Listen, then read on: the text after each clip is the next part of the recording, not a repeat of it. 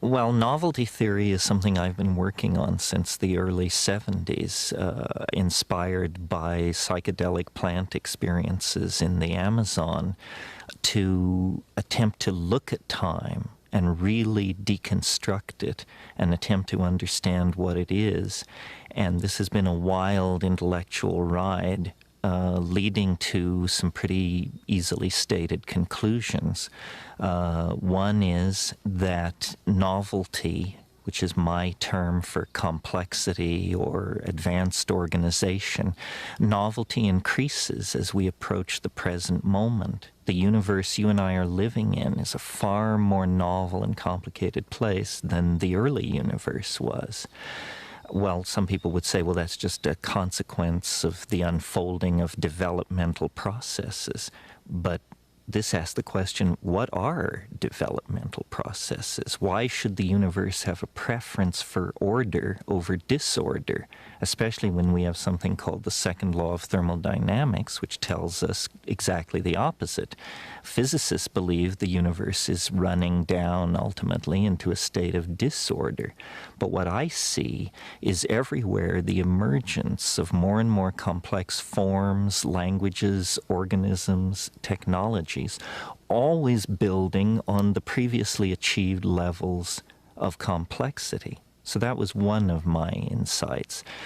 Coming out of that insight was the further understanding that this process of complexification through time is not proceeding at a steady rate. It actually follows a kind of asymptotic curve. In other words, it's happening faster and faster. And this was a revelation to me because it allowed me philosophically to contextualize the human world and to understand that human technologies, languages, migrations, art movements, ideologies are not something different from nature. They're the same download of process that we see in the movement of continents, the evolution of new species of animals, except that these human novel, emergent situations are happening much more quickly. So I see the cosmos, if you will, as a kind of novelty-producing engine, a kind of machine which produces complexity in all realms, physical, chemical, social, whatever, and then uses that achieved level of complexity as the platform for further complexity.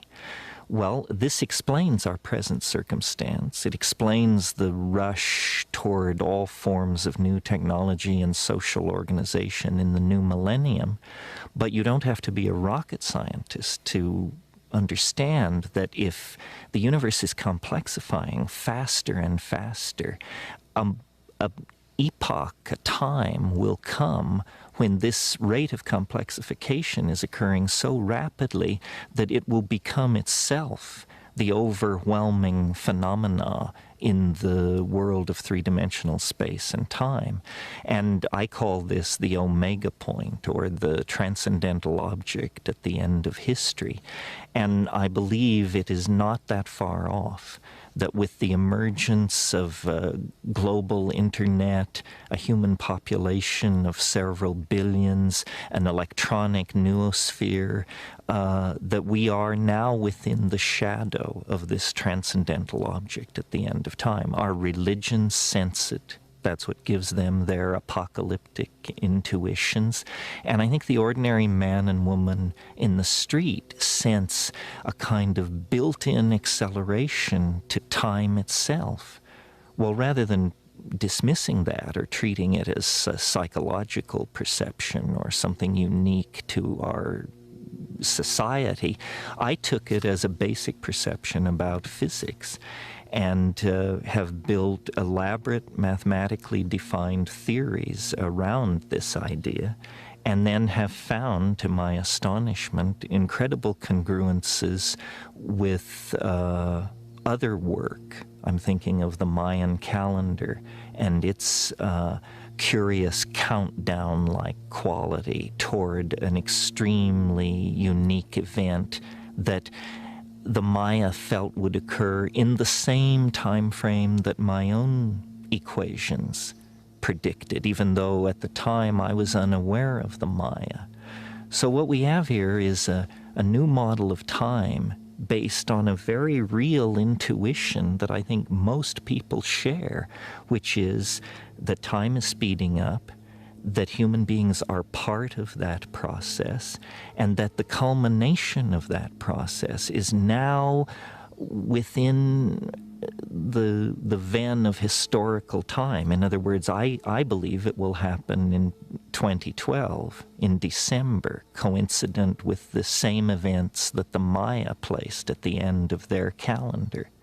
Even if I'm wrong, even if it's 100 years or 500 years later, these are still spans of time that, when compared to the life of the planet, are fractions of a percentage. So whether you believe, as I do, that we can know the precise moment of this transformation of the world of time, or whether you believe it is simply coming soon and fast, really doesn't make that much difference.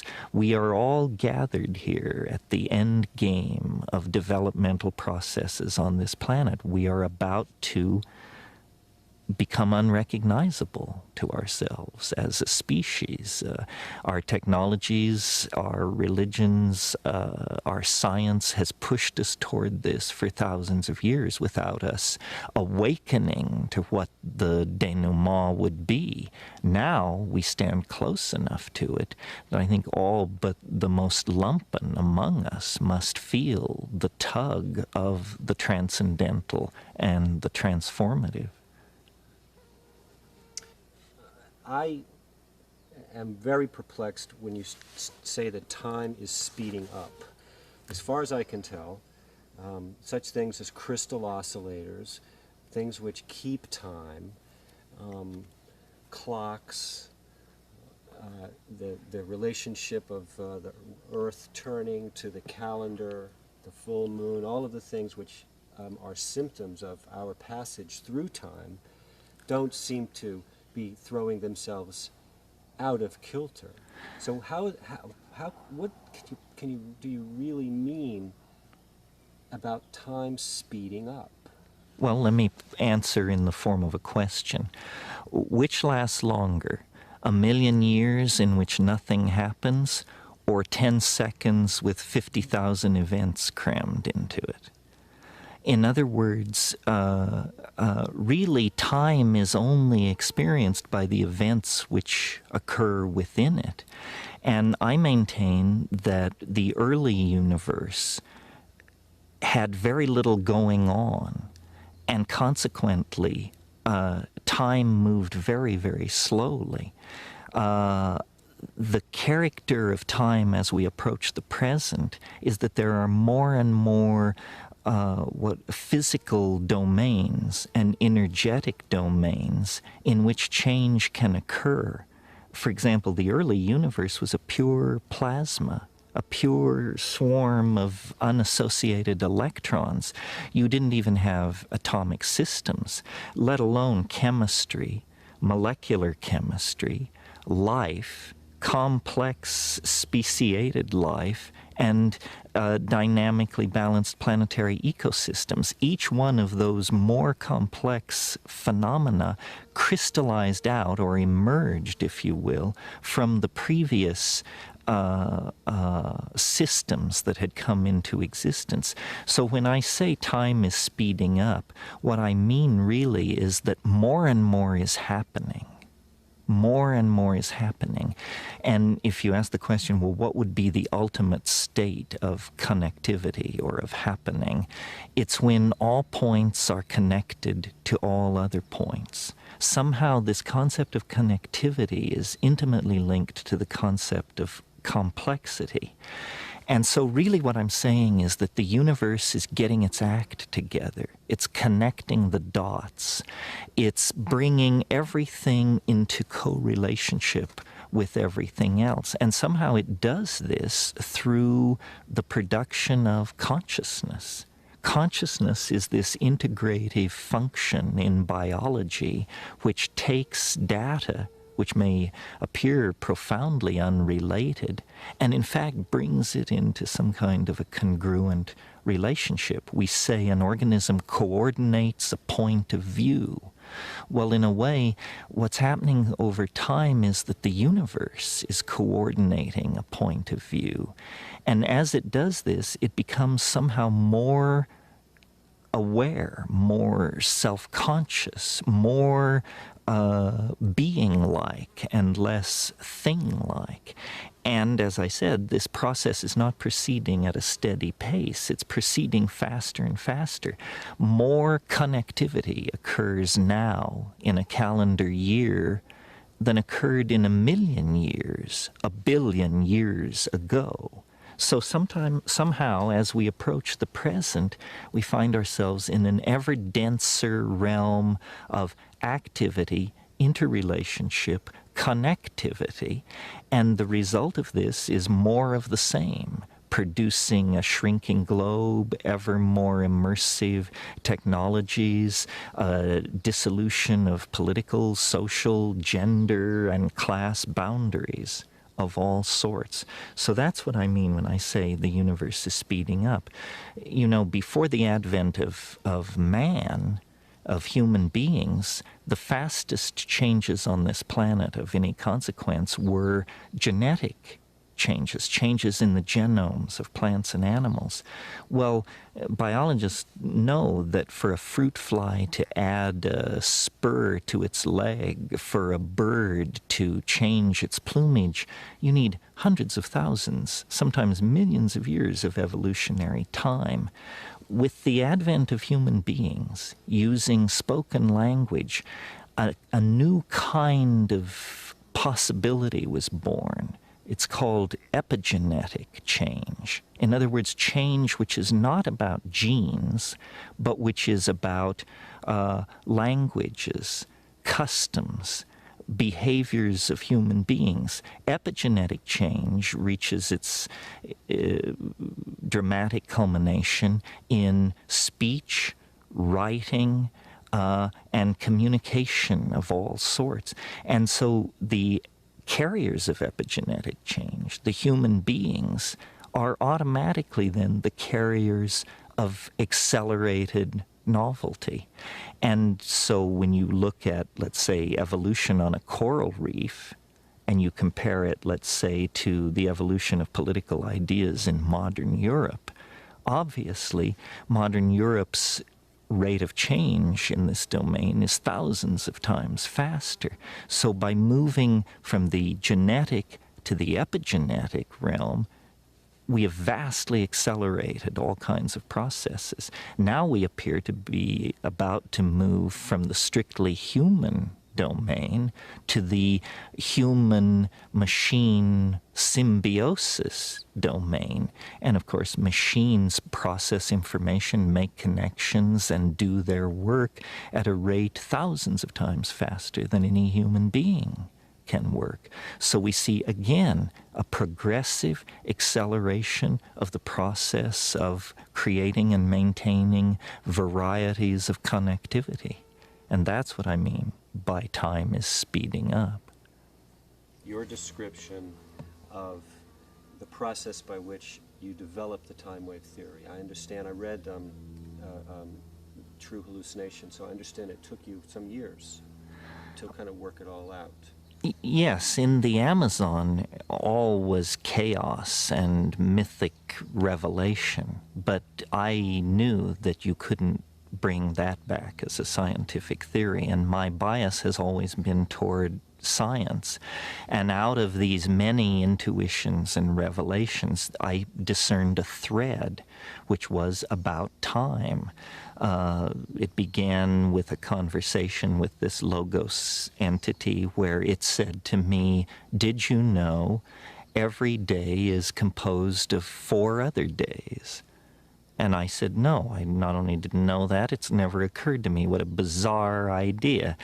Well, so this idea then of a time being a resonance created by other times, not immediately before or after it, as in scientific causality, but somehow a day centuries ago, centuries in the future, come together to create an interference pattern that creates the unique moment. So that was one of the basic assumptions. And then the structure on which this all was hung was the I Ching, which may seem exotic to American and European audiences, but which is, of course, as familiar to anyone in Chinese society as the Declaration of Independence is to us. And what is the I Ching? Well, it's a very ancient method of divining and predicting the future, based on the idea that every moment can be symbolized by a unique ideogram, which is somehow its essence, much in the way that science believes you can explain all nature with 108 elements. The ancient Chinese took the position that time itself was made of elements. My style of thinking is scientific enough that if I were to say to somebody, I propose a revolution in physics based on what I know about an ancient Chinese divinatory system, that would seem foolish to me. It seems occult. It seems unscientific. Why should an ancient Chinese book of divination hold any insight whatsoever for modern physics? But the uncanny thing about the I Ching is that it seems to work. Even in the hands of its critics, it seems to work. So let me try out a metaphor on you, which I think makes much more clear what's going on here. Visualize for a moment sand dunes. And notice, when you look at these sand dunes in your mind, that they look like wind. Sand dunes look like wind in some sense. Well, then analyze the situation. What is wind? Wind is a pressure variant phenomena that fluctuates over time. In a way, the sand grains moved about by the wind are like a lower dimensional slice of the wind itself. And from photographic analysis of dunes, you can calculate the speed and duration of the wind that made them. So the dune is a lower dimensional slice of time, of the wind ebbing and flowing that made it. Well, now let's change the metaphor a little bit. Instead of grains of sand, let's think of genes. Instead of a windstorm, let's think of 1 billion years of evolution. It moves the genes around in a pattern which is a lower dimensional slice of the force which created the situation. In other words, on every living organism, there is the imprint of the higher dimensional force which made it. Now, somebody could say, well, that's God. Well, but in a scientific context, we don't speak like that. But whatever it is that made blind matter into whales, squirrels, and human beings, it left its calling card inside each human being, each squirrel, each whale. That's the DNA. Well, the DNA codons are based on a system of 64. Exactly like the I Ching. So my belief is that someone, some group of people thousands of years ago looked into human organism, looked by meditative techniques into the center of their own beings, and they were not mystics, nor were they empiricists. They were simply curious. But at the center of the meditative experience, they saw an ebb and flow, an energy field that was in a constant state of flux. And they asked themselves, how many elements are necessary to describe this energy field? And the answer was more than 10, less than 1,000. More than 20, less than 500. And when they finally got it worked out, lo and behold, 64 situations are all the possible potential situations there are. Out of 64 subtypes of time, you can create everything from the coronation of Queen Mary to the resignation of Madonna out of 64 types of time. So really, what the I Ching is not a book of Chinese mysticism. It's a book of molecular dynamics that sees through biology to the physics that allowed biology to come into existence. And I'll argue this with anybody in the field, regardless of how hardcore an empiricist they claim themselves to be, because I think the coincidence between the structure of the I Ching and the structure of the DNA is staggering. It's not a simple correspondence between 64 and 64. All the processes that occur in DNA can be easily modeled with the 6-line hexagrams that make up the I Ching.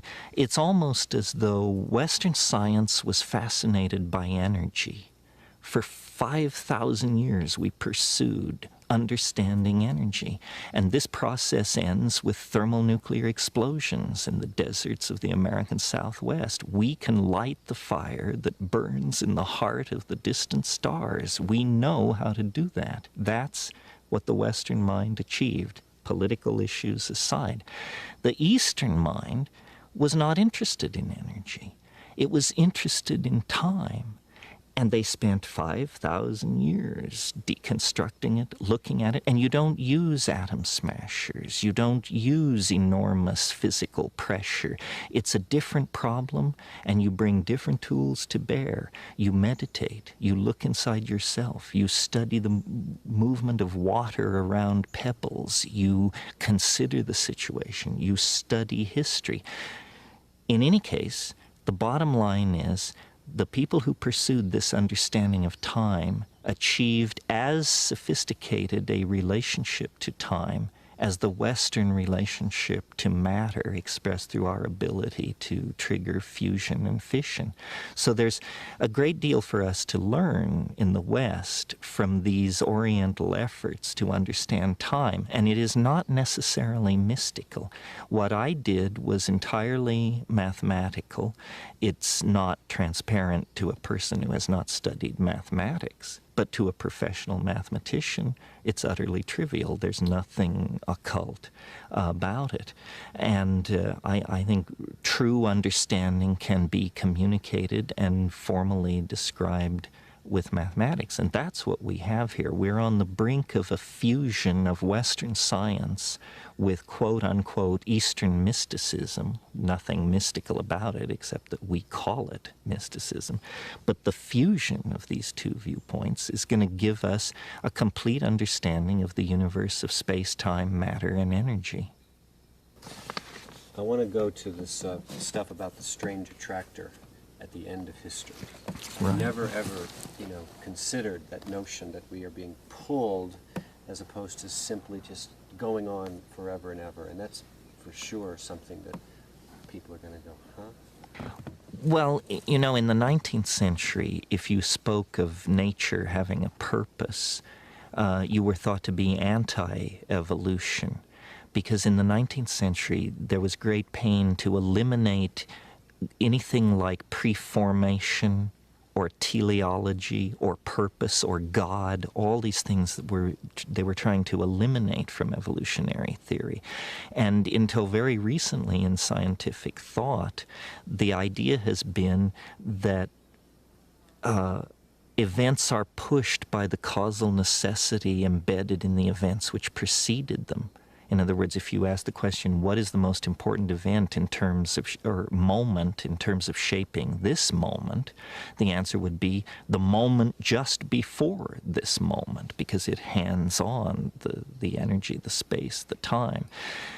Recently, mathematicians have evolved what they call the notion of attractors, or strange attractors in some cases. And these are processes where a dynamic is not pushed by causal necessity from behind, but it's pulled by a point in the future.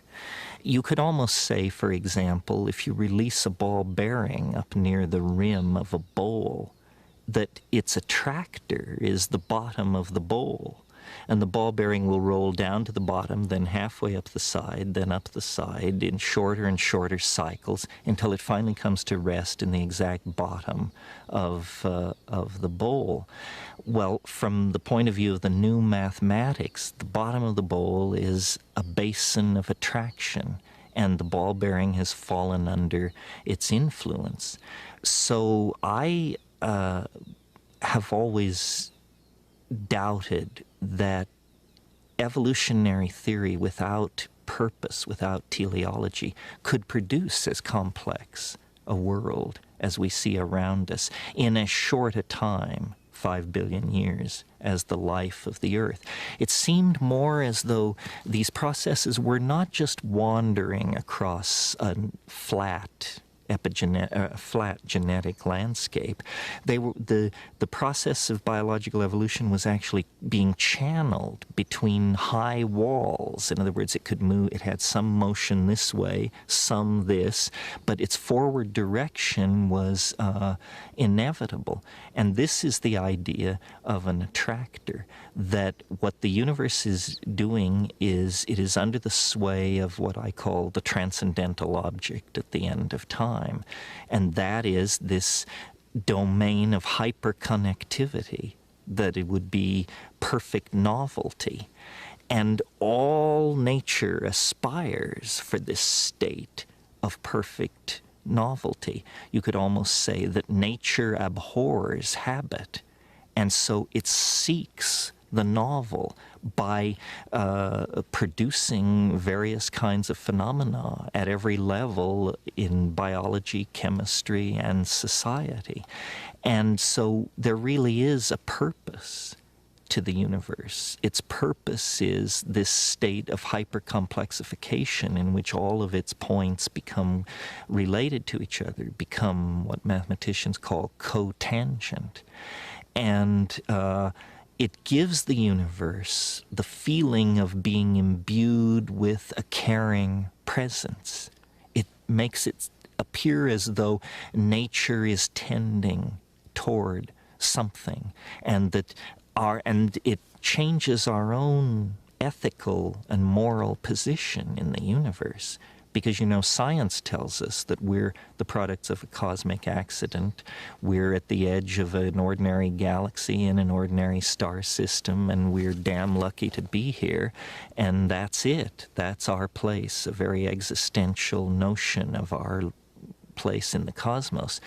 But if you take this other point of view, that process is under the influence of an attractor, and that the value the attractor is maximizing is novelty, then suddenly, for the first time in 500 years, human beings are moved back to the center of the stage, because we are the most novel thing on this planet. We are everything biology is, plus technology, language, politics, philosophy, art, so forth and so on.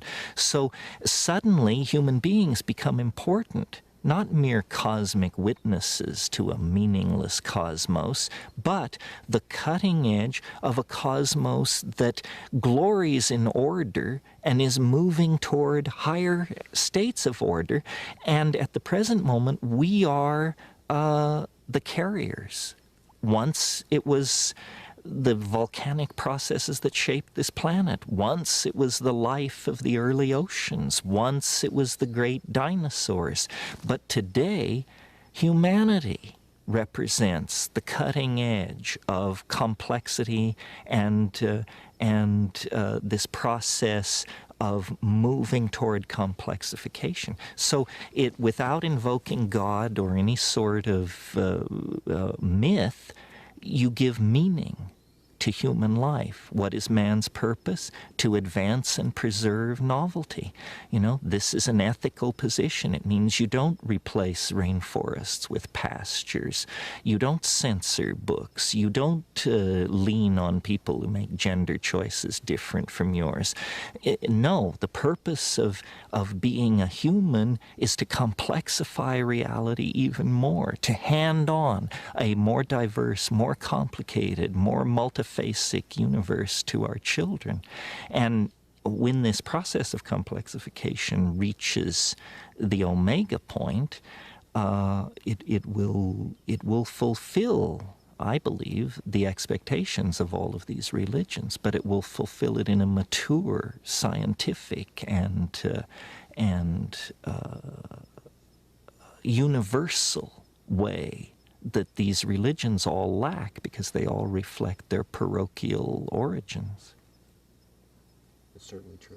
It's certainly true that we see a limited slice of reality.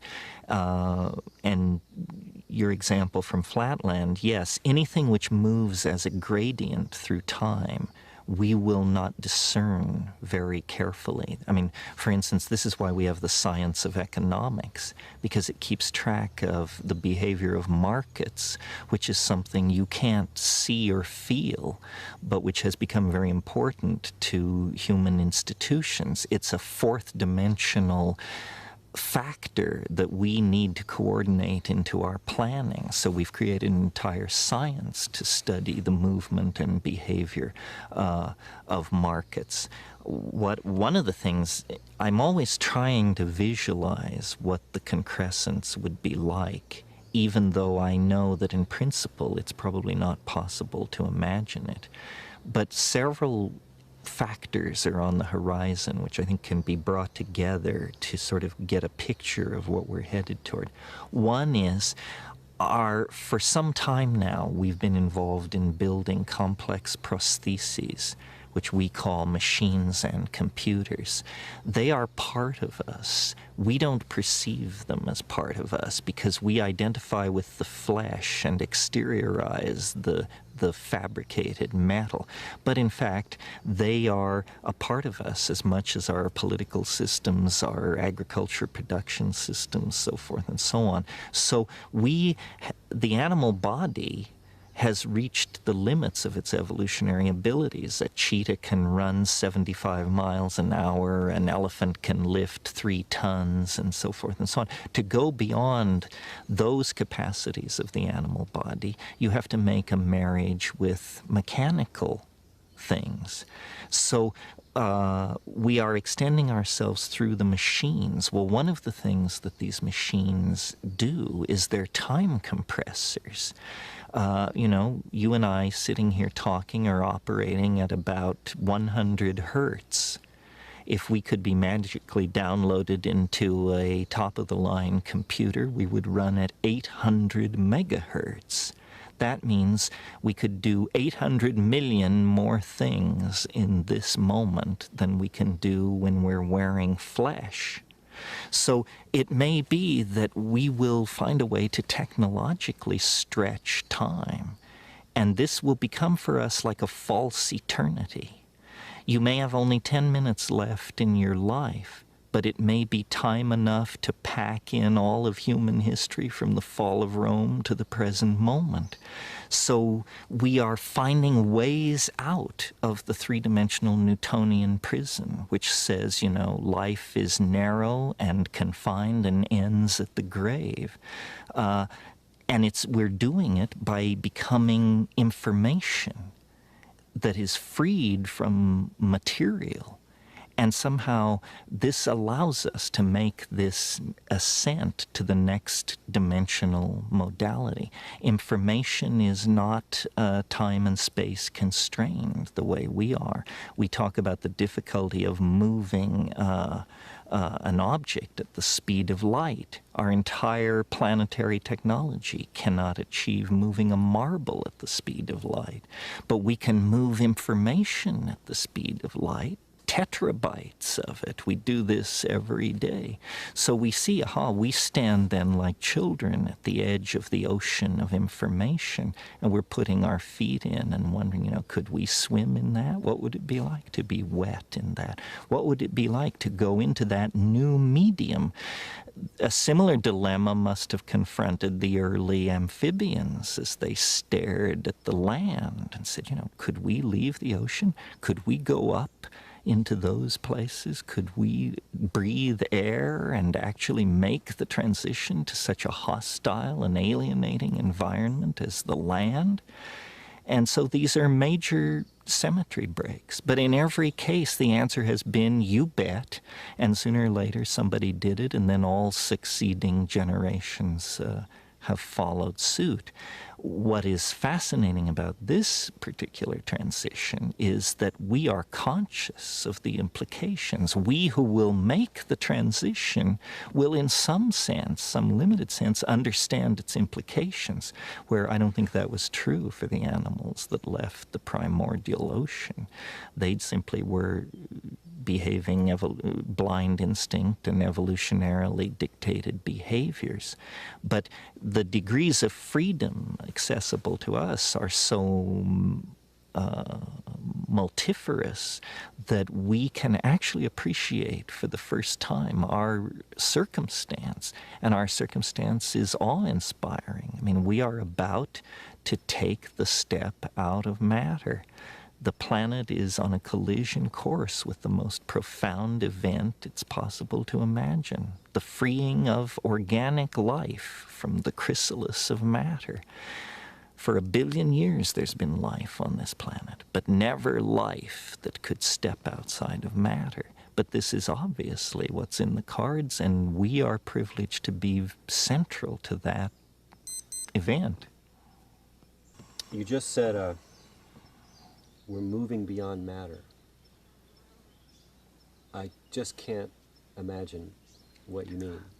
Can you try to talk a little bit more about that?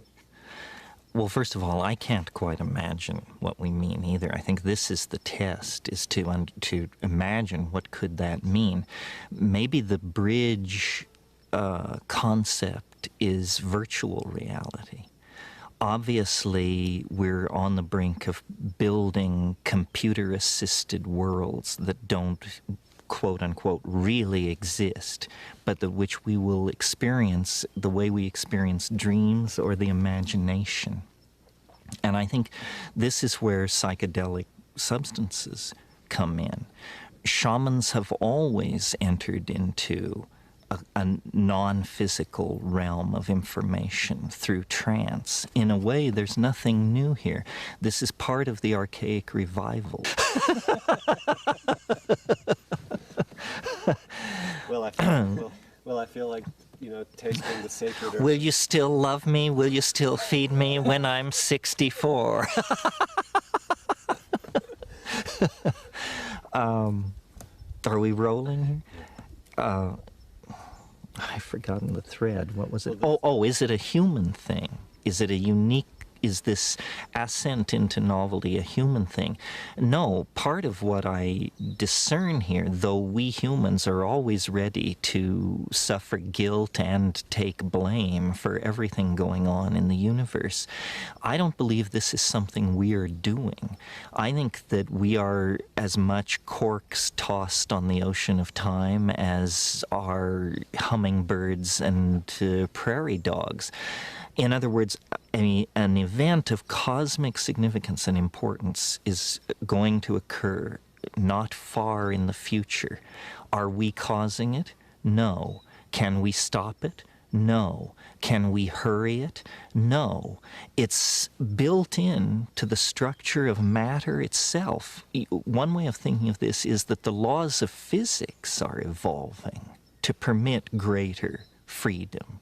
And we are, and people have said to me, well, don't you find it a little strange that such a momentous event would occur in human history? After all, human history is 10,000 years wide. The planet is 5 billion years old. pretty unusual coincidence that human history would be happening when this cosmic event happens. No, that's completely wrong. Human history is being caused by the nearby presence of this event. In other words, if you think of the event as something which has shells of influence, some of its shells of influence reach so far back in time that they drag life out of the primitive oceans. Some of its shells of influence reach so far back in time that they define the emergence of the hominid line out of the higher primates. Some shells reach back to Egypt, some to medieval times. As you approach the present, it becomes stronger and stronger. But I would argue that the presence of human civilization on this planet is the strongest evidence we have that matter and organizational processes are about to make some kind of a leap to a new order of being. What history is the 25,000-year transition zone. Before you enter the zone, you're an animal. After you leave the zone, you're a god. But for 25,000 years, you're kind of an animal and kind of a god.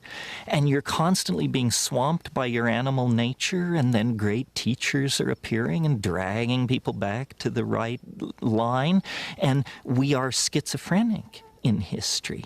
A friend of mine once said, history is the shock wave which precedes the eschaton. And I absolutely believe that. And I believe as historical processes intensify, it's reasonable to believe that we are ever closer to the eschaton. If my ideas seem strange to someone, I ask them, can you imagine this planet in 500 years? Given the propagation of ordinary historical and scientific rates of unfoldment and discovery, can you imagine this planet in 1,000 years? No, no one can imagine that, because processes are now in play which so totally rewrite the script that no one can imagine 100 years or 200 years in the future, because the discoveries which will be made in that span of time will so totally rewrite the human experience of itself and the environment that we cannot see deep into the future. And this indicates to me that the future is exploding in an asymptotic unfoldment into a kind of cultural superspace. And our own bafflement at the impossibility of conceiving any real future given the political and social and technological forces in play is proof of that. Before we go farther, I'd like you to attempt to give me a definition of concrescence and eschaton. Well, let's go backward. Eschaton first. Eschaton is a good word out of theology. It simply means the last thing. The last thing is the eschaton, and it is everything become one thing. For theologians, it's God. For somebody of a more materialist bent, it might be something else. But the eschaton is the last thing. Eschatology is the study of the time of the last thing. Now, what was the other word? Concrescence. Concrescence. This is a little trickier concept. I took it from Alfred North Whitehead. Concrescence is the idea of something that grows together. It concresces. It becomes more dense, more connected, more defined in space and time. And when I talk about the transcendental object at the end of time, or the coming of the eschaton, or hyper-novelty, I mean that the process of the human and biological concrescence of intent reaches some kind of maximum. Concrescence is the end of the process of becoming. Becoming is not true being. True being exists at the concrescence. The kind of being we experience, becoming, is a partial state of being, much like history is a partial state of concrescence. History definitely places us outside the world of biological intent, the animal mind, but history does not bring us into the presence of the eschaton. It's a partial process, and concrescence is what waits at the end. The eschaton is the concrescence. But we really can't have any way of knowing what that is, that experience of that is going to be like. No, and the reason why is because asking that question is like asking a man looking east at 2 a.m. to describe the coming sunrise. He can't, because it is literally over the event horizon of the future. And when we look into the future, we see that the east is streaked with rosy dawn, but we cannot conceive of the day that is about to come. All we can see is the dim glow of some kind of eschatological promise. Ask me this question in 2010, and I'll have a different answer. Back to this issue of physics and your description of the two things which are left out of their models. The way that you describe it is so self-evident and simple. The complexification, the further away that you get from the Big Bang, and the fact that everything is, the complexification is speeding up. Would you talk just a little bit about the relationship of those observations to the world of the physicist and their efforts to define reality, and why they're not using, including in their models, these aspects that you're pointing to? The main reason they aren't friendly toward a model... Main physics. Well, the main reason physicists are not friendly to a progressive concrescent model like this is because you would have to give credit to biology for being a stage higher than chemistry, and you would have to give credit to human history as a stage higher than biology. And physicists study physics. If you study physics, there is no biology. You don't have to deal with issues of biology when you study physics. I mean, there is something called biophysics, but it's not well received in physics or biology. So physicists tend to discount biology. Even though life on this planet is 4.83 billion years old, physicists just discount it. They call it an epiphenomenon. Well, then when you talk to sociologists, they give no credit to physics. Science has compartmentalized nature in order to analyze it, and there is no theory of nature as such. And that's really what I'm offering. I'm offering a theory which covers physics, chemistry, geology, biology, sociology, linguistics, the whole thing. In other words, not saying man is some special category, not saying that we need artificial divisions, but that over the entire domain of known phenomena, this tendency to complexify through time, A, and B, faster and faster, can be discerned. We need a theory of everything. Physics talks about theories of everything, but none of these theories of everything address biology, let alone sociology, linguistics, and the phenomenon of human beings. Well, the archaic revival. There is a way of looking at the entire 20th century, beginning with Pablo Picasso bringing masks back from Africa and showing them around in French cafes in 1915, beginning with Freud's discovery of the unconscious, and Jung's elaboration of those discoveries. And then every phenomenon of major importance that you care to mention in the 20th century: fascism, abstract expressionism, rock and roll, sexual permissiveness, psychedelic drug taking, rave culture, body piercing, jazz. The list is endless. What do all these things have in common? They are reversions to archaic behaviors. They represent rejections of the Edwardian gentleman with his white man's burden, and represent instead a realization that for us to survive and live with ourselves, we have to re-empower archaic values. As the century unfolded, the understanding of what this re-empowering of archaic values might mean has changed. Jung and Freud discovered the unconscious, discovered that we are not all ladies and gentlemen, but that there's a cannibal lurking within.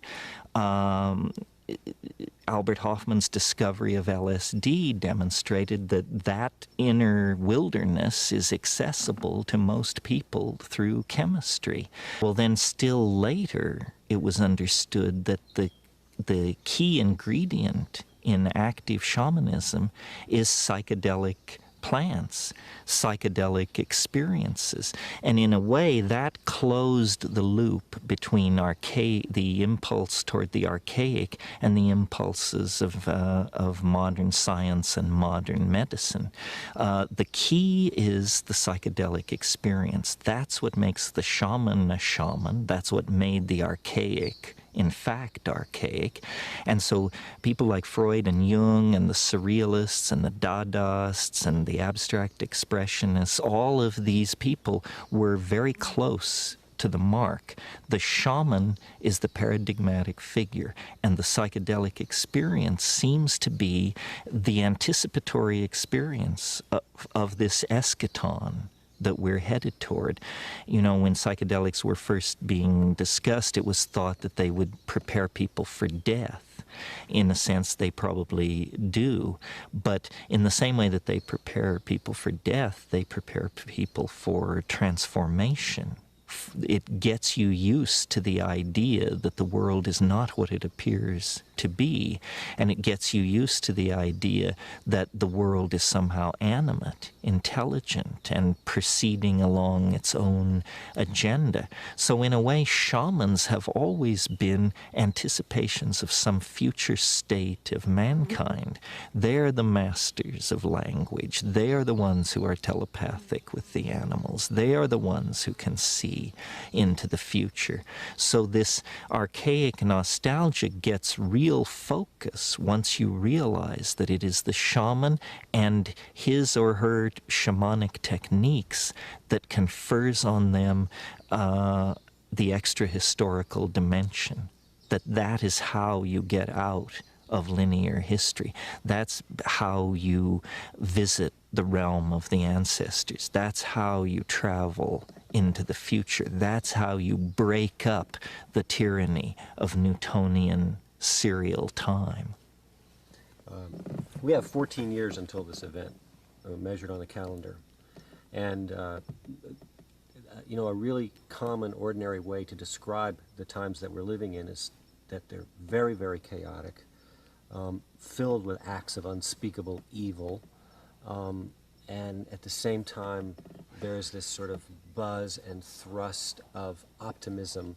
Everything from a guy like Peter Schwartz talking about the long wave, the big booming economy, breakthroughs in you know, educational levels and qualities of life. But it's definitely a dynamic where you've got extremes of good and evil in that way. Would you talk a little bit about the relationship between that dynamic as we go forward and the novelty continues to climax? Well, novelty is not necessarily good or nice. Novelty is complex. That's what it is. And so I see really a concatenation of tendencies and forces here at the end. It's only going to get weirder. The level of contradiction is going to rise excruciatingly, even beyond the excruciating present levels of contradiction. So I think it's just going to get weirder and weirder and weirder, and finally it's going to be so weird that people are going to have to talk about how weird it is. And at that point, novelty theory can come out of the woods, because eventually people are going to say, what the hell is going on? It's just too nuts. It's not enough to say it's nuts. You have to explain why it's so nuts. So between now and 2012, the next 14 years, I look for the invention of artificial life, the cloning of human beings, possible contact with extraterrestrials, possible human immortality, and at the same time, appalling acts of brutality, genocide, race baiting, homophobia, famine, starvation, because the systems which are in place to keep the world sane are utterly inadequate to the forces that have been unleashed. The collapse of the socialist world, the rise of the internet, these are changes so immense, nobody could imagine them ever happening. And now that they have happened, nobody even bothers to mention what a big deal it is. The fact that there is no such thing as the Soviet Union, people never talk about it anymore. But when I was a kid, the notion that that would ever change was beyond conceiving. So the good news is that as primates, we're incredibly adaptable to change. Put us in a desert, we survive. Put us in the jungle, we survive. Under Hitler, we survive. Under Nixon, we survive. We can put up with about anything, and it's a good thing because we're going to be tested to the limits. The breakdown of anything, and this is why the right wing is so alarmed, because what they see going on is the breakdown of all tradition, all order, all sanctioned norms of behavior. And they're quite right that it's happening, but they're quite wrong to conclude that it should be resisted or is somehow evil. The mushroom said to me once, it said, this is what it's like when a species prepares to depart for the stars. You don't depart for the stars under calm and orderly conditions. It's a fire in a madhouse. And that's what we have, the fire in the madhouse at the end of time. This is what it's like when a species prepares to move on to the next dimension. The entire destiny of all life on the planet is tied up in this. We are not acting for ourselves or from ourselves. We happen to be the point species on a transformation that will affect every living organism on this planet at its conclusion.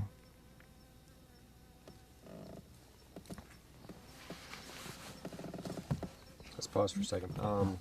I see how with Jenkins calling it galactic cosmology, it's like our home continues to expand. We've gone from the village to the nation state to the planet. Now we're ready to take on the big picture. So let's just talk about the conclusions of the archaic mind, what it reaches. Well, the great watershed difference between the archaic understanding and what is called scientific materialism is the archaic mind understood, in fact perceived, that nature is conscious. Nature is alive. Nature is an organism full of intent. The goal of the archaic mind is to connect with, communicate with, and align itself to this greater Gaian holism, which is sometimes called nature, the great spirit, the realm of the ancestors. But this is what the archaic mind understood and was comfortable with. And in fact, it is true. Our own decision to view the universe as dead, as inanimate, as unintelligent, allowed us, permitted us to dissect it, use it, and deny its validity outside of human purpose. Now the consequences of living like that is coming back to haunt us. You know, we have almost destroyed our home. We have almost cut the earth from beneath our own feet. So this impulse toward the Gailanic and the archaic is a survival instinct. At this point, we must give reverence and credence to nature and nature's methods, because no other methods will allow us to work our way out of the present mess we're in. High temperature, high energy resource extraction, commodification, mega agriculture, we're at the end of the rope for these things. So the archaic holds answers, but it only holds answers if we are willing to think of the universe as a living, intelligent entity with which we are in partnership, not set against, but that in fact we are a part of a morphogenetic intent and an unfolding reality that is larger than human understanding. Imagine, larger than human understanding.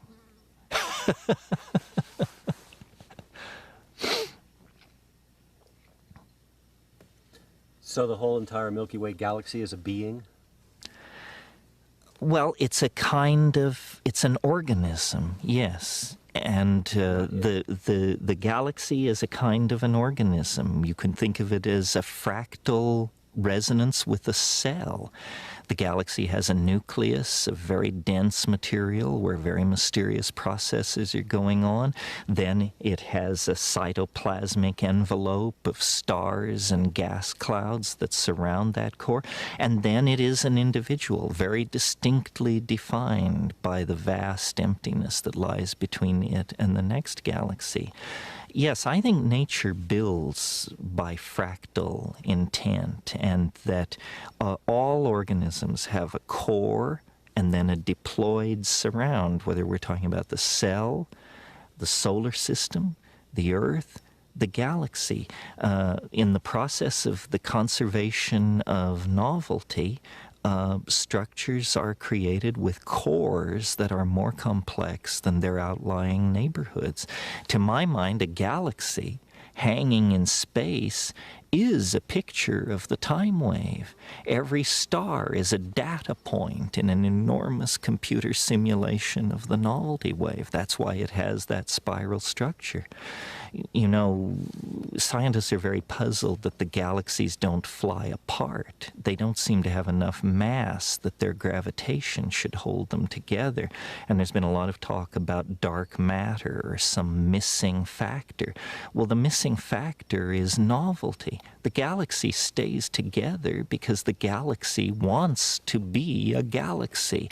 In other words, it wants to hold on to the level of novel morphology that it has achieved. It has an actual appetite for expressing itself in that form.